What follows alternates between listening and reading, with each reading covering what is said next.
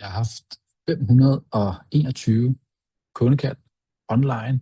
4 af dem har været fysiske møder, og resten af dem har været bag en skærm, men alle sammen fra LinkedIn. I dag er det fredag den 17.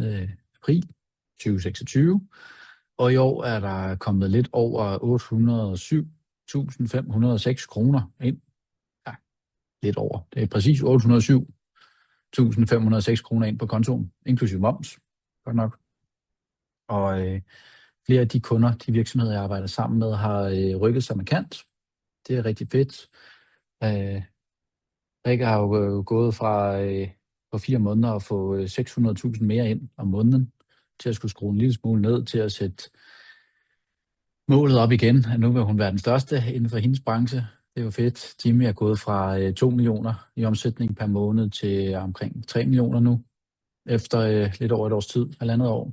Og nu er målet 4 millioner i omsætning per måned i gennemsnit. Mette har fået over 20 møder ind på de første 3 uger, da hun startede.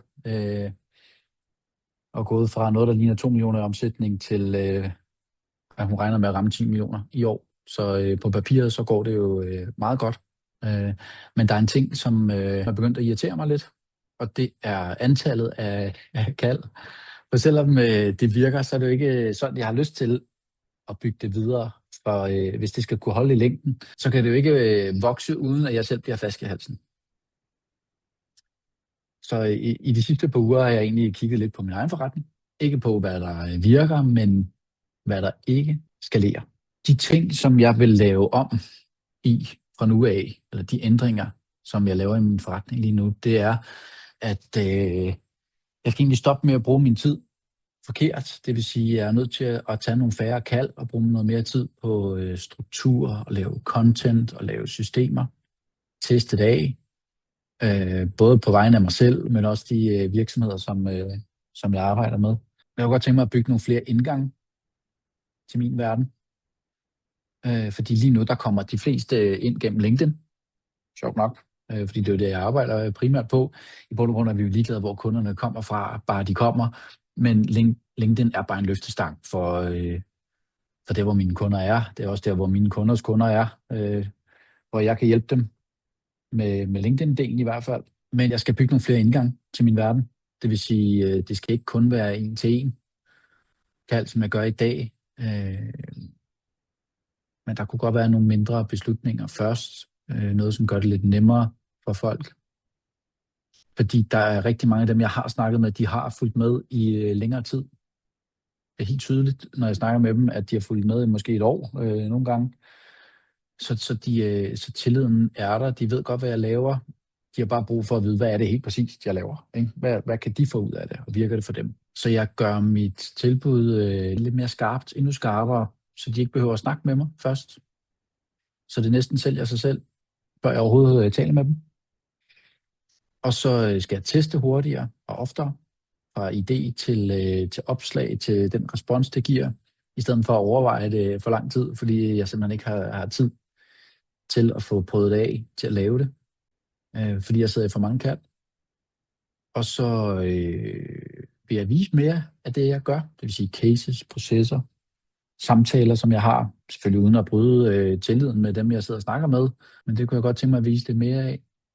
Og så skal jeg styre, hvem det er, jeg arbejder sammen med, endnu mere, end jeg har gjort.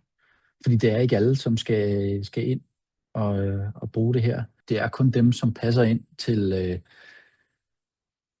til mig og min måde at gøre det på, reelt set, og som jeg ved, der kan hjælpe, og hvor vi kan sammen, er vigtigt, fordi vi bruger noget tid sammen. Det er en kæmpe fordel, når man naturligt forstår hinanden, og det ikke er en udfordring.